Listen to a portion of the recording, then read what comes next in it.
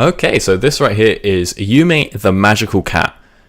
I have two immediate issues with this champion. One, that's a really boring handle. The Magical Cat. Yeah, sure, it's what she is. But think about something like Pike, the Bloodwater Ripper. That's a cool handle. I mean, it's edgy, right? But I don't know. Some champions have really cool, little titles like that. It's just like, what is Yuumi? Oh, she's a cat. Oh, what'd she do? Magic. Yuumi, the Magical Cat. Whew.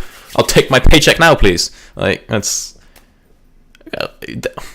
There were meetings at Riot, like countless iterations and whatnot. A lot of people coming together. You've got the artists first, the story people, the designers in that regard, the balance team, all coming. It's like, okay, we got to make this champion. What are we going to do? Okay, well, they're Yuumi. Okay, we need a really, like, not hard hitting, but something those people are going to go, wow, this champion's cool. I want to play this champion. What are we going to call her? What's really interesting? What's going to grab people's attention? The Magical Cat. Admittedly, people do like magic. People do like cats, especially the demographic that this champion is appealing to. So, in that regard, it's probably quite the rousing success. Of course, when I say that demographic, I mean Enchanter players, because Yuumi is a brand new Enchanter, which brings me onto my second problem. She's not a jungler, which is greatly depressing for me, because the last jungler released was Kayn, which was in, like, I think he was actually in the middle of 2017 or something like that. So, kind of want a jungler by now. We have the Nunu rework, which is nice, and there have been various comings and goings since then. Things like Talia and whatnot, but there hasn't been a dedicated jungler. And we've had like 3 champions in a row now. I think yeah. So yeah, Silas. I looked at Silas's kit. Actually, doing what it was Pike. I was like, okay, Pike's not a jungler. He's very much built for a support. I believe Pike was the third last release champion, but I thought, yeah, Pike. He's a support. Maybe he could see some jungle play. It's an interesting kit. And then immediately, right, like, look, you can play him jungle. It's not going to go well. Have fun with it if you want. Night Blue, you do your thing. We've designed this champion to not really have the stats to jungle. I'm like, okay, cool, whatever. It's fine. Good, they got it out of the way first.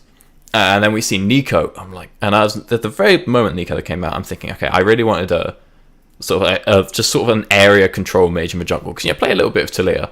At the time, and I was thinking, like, okay, these are fun. I like these champions, when I play mid lane, I like to play Orianna. It's like, what if there was a Swain or something, someone that had something like Swain's W in the jungle? It's a little bit of an interesting situation to balance, because, if you want them to have a decent clear, then they've got to be, like, they're going to be kind of weak versus champions, because just having that much area and control stuff is very useful when it comes to choke points at the crab, killing the crab itself, doing your own clears and whatnot. So very hard to balance and create something like that, but I still want to see one. And so Nico comes out, and I look at her, I'm like, okay, cool, she's got long range roots, she's got CC, her Q, it even procs multiple times when it hits monsters. This champion was built for jungling.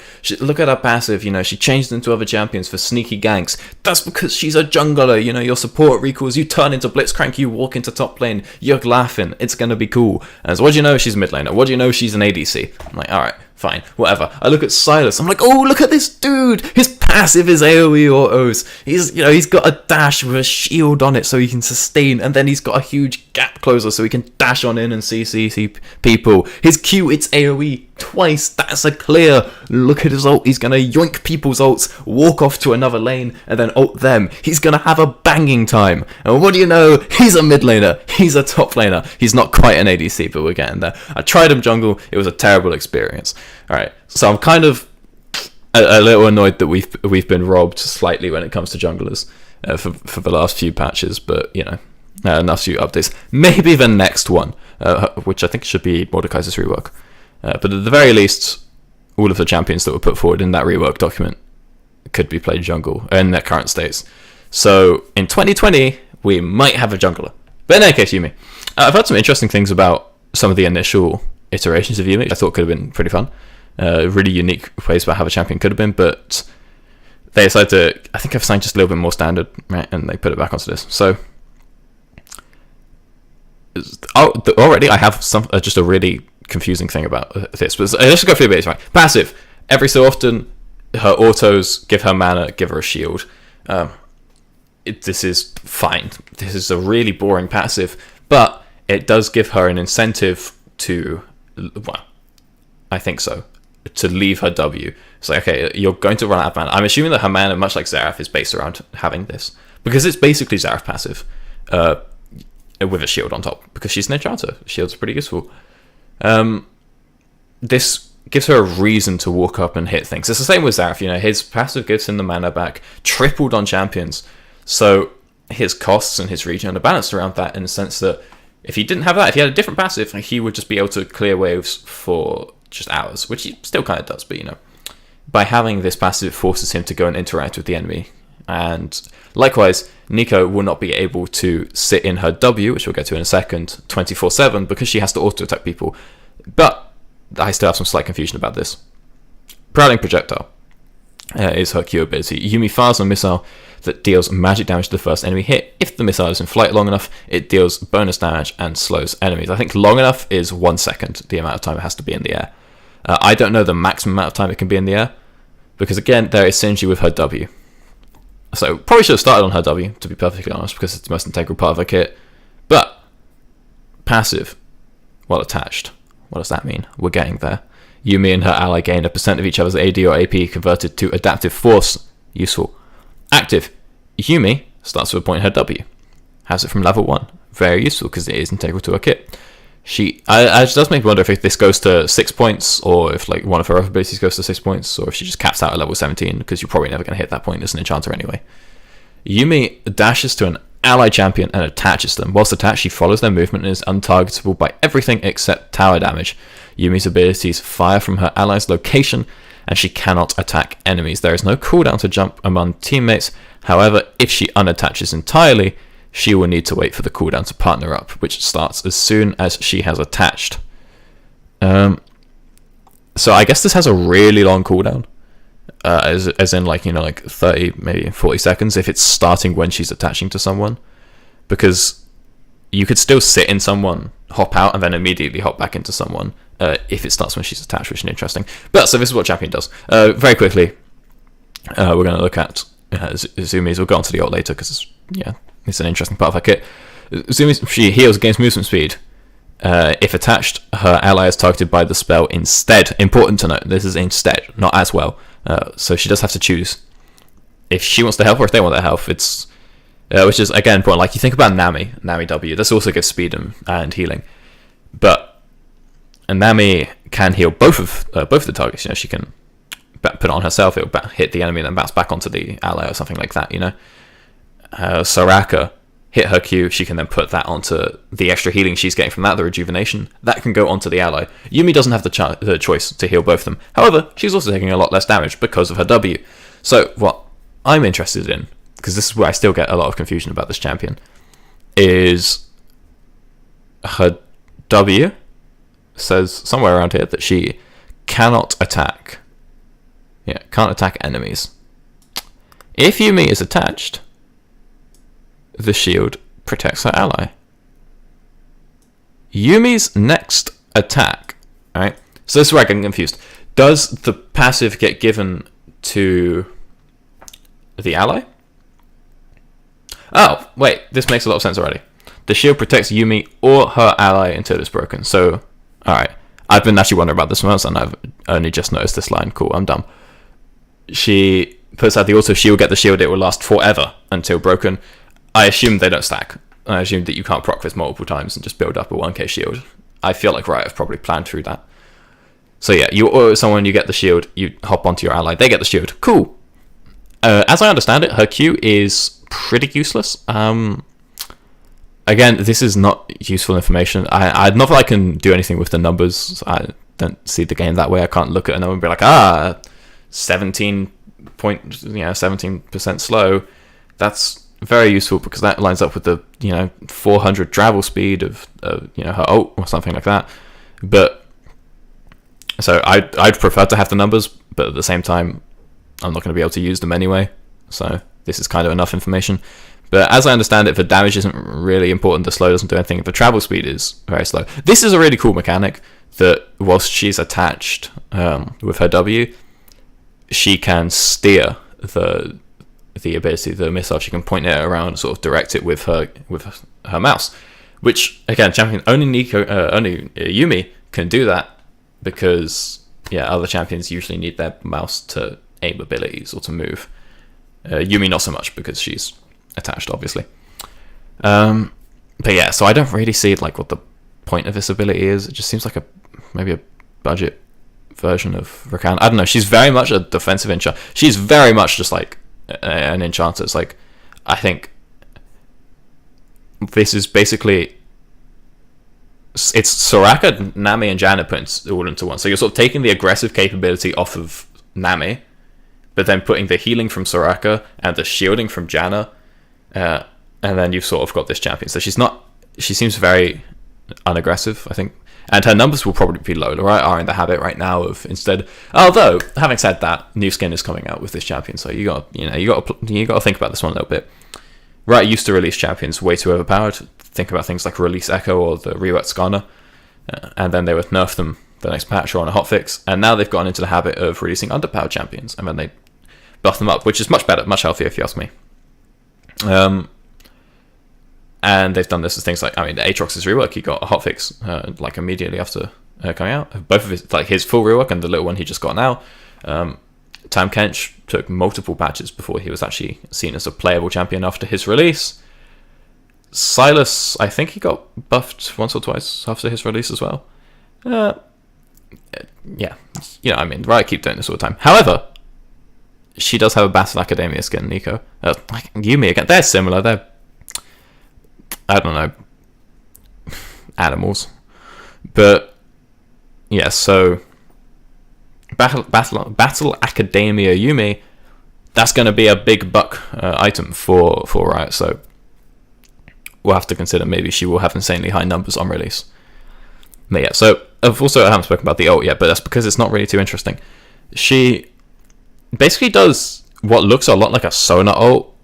I think she launches 7 and does it 7 times or something like that. But basically it makes a little star out around her that pulses out waves of magic damage.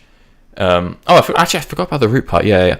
They, I thought they slowed, but no. Okay, so they root if you hit someone multiple times, which is pretty easy to do. She can cast this inside of an ally, so you can jump into Engager, use this, and then you're good to go. You're going to be getting huge extra AoE damage and CC. And also, if you're getting the CC, you're getting Font of Life, which means you're getting Ardent procs, which is pretty useful because she can't actually shield people she's not attached to. She can only go for one person at a time. But yeah, it's this right here. Whilst using her ult, she can move, attach, and heal. Cool.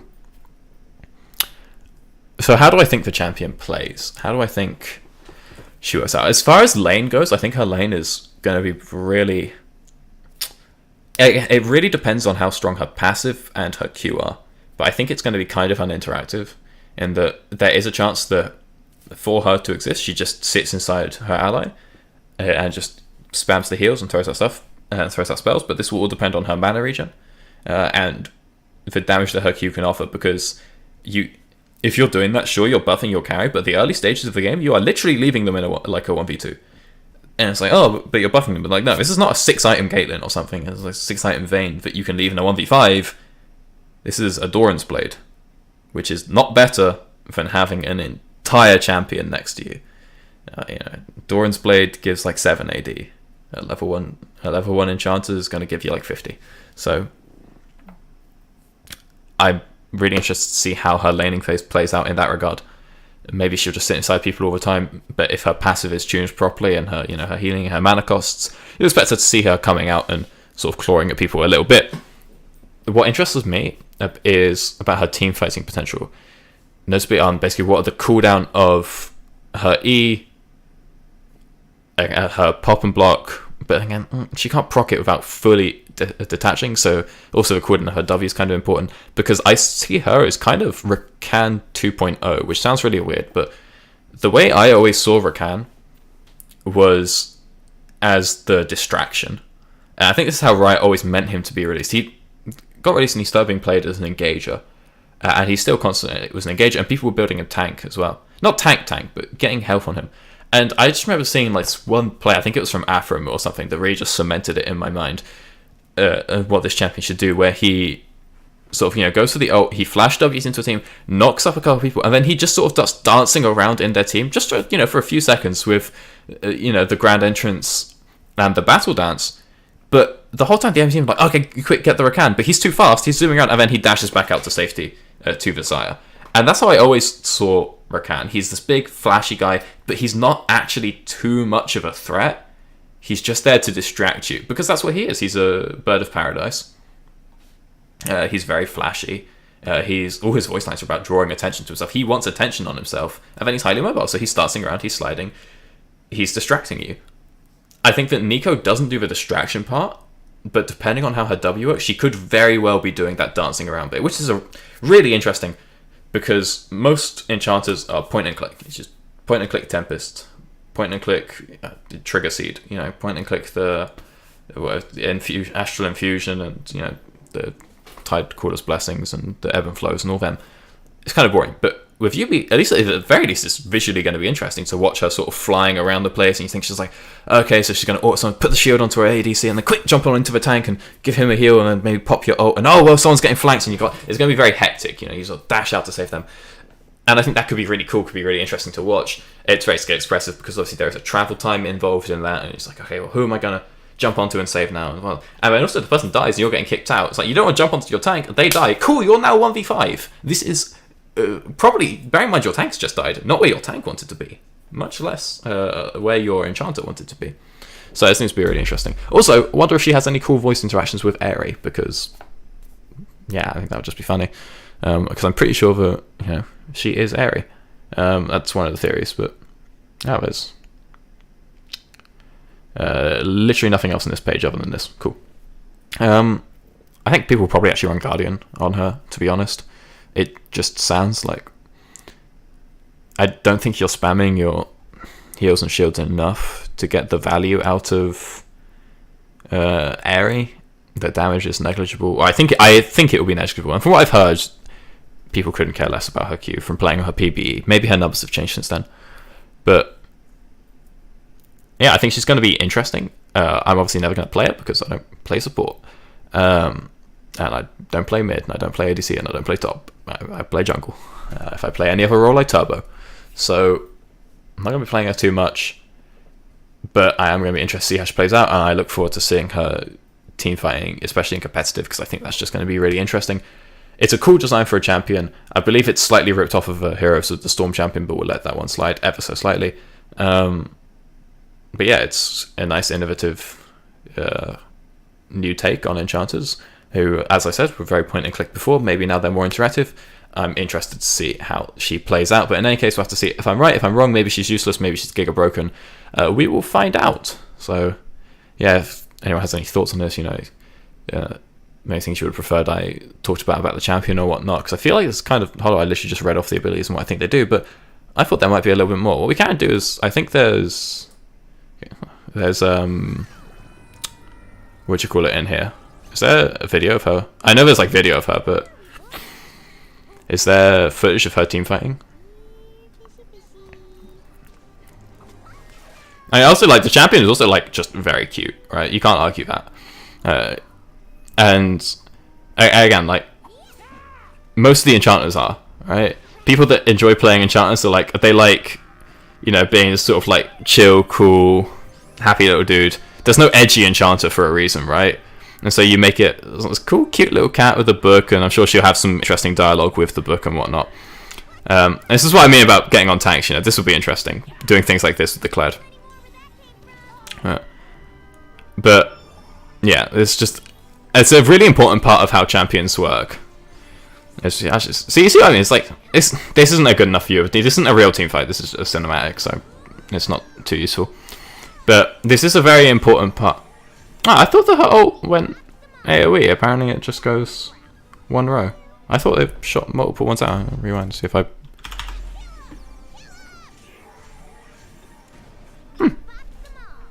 Alright. But that makes it a lot worse than I thought it was. But to be fair, the version I thought was pretty strong. So... Oh yeah, and then I think it's the teaser for the next champion, is this area. Because I said for champion... Oh yeah, I remember the champion after this is going to be a jungler, because they said the next champion they're releasing is a little, big scared of walls or something, and it's like Kane 2.0. It was just a light teaser from Riot on that one, but yeah, so it is important when it comes to a champion that your players want to play him, your players resonate with them. Things like that's the reason that, you know, Zed and Yasuo are so edgy, because it's a whole ensemble. You know, it's not like Ivan is a champion that's going for, you know, 1v5 team fights. Even if it was anywhere in his kit, you still, when you pick Ivan, you don't want to go for a 1v5. You want to chill, you want to farm, you want to go say hi to all the little jungle critters. And likewise with enchanters, you know, there's no edgy enchanter. These enchanters they help people, you know. Nami's like the emissary of her people or something, you know, and Soraka's obviously literally just walking around healing people and giving people blessings. Like, if you want to help people, you pick enchanters. If you want to protect people, you pick vanguards like Braum and stuff. And it is kind of a mental aspect. If you want to be an edgelord and assassinate people and outplay people and be better than your opponent, and you'll pick something like Yasuo or Riven and go 0 and 10. It's an integral part of how these champions function. And so, you want to just be a cute little cat that's going on an adventure, you know, which, again, cats have a pretty sweet life. Like, if someone said, hey, dude, just, like, you're going to just sit in a box, give them free food, and people are going to come give you cuddles, and you're just going to entirely tell them, like, you know, piss off, don't want anything to do with you, and they're going to go, oh, that's okay. Like, cool. Like, being a cat sounds great, right? So, I think people are going to enjoy playing the champion, at least. So, yeah, in any case, I'd be interested to know what parts of this video you thought were good, parts were bad. I've now done champion rundown before, so I'm intrigued on thoughts. Let me know on the Twitters at DocDacasts. Let me know in the comments, etc., etc. Thank you for watching, and I will see you in the next video.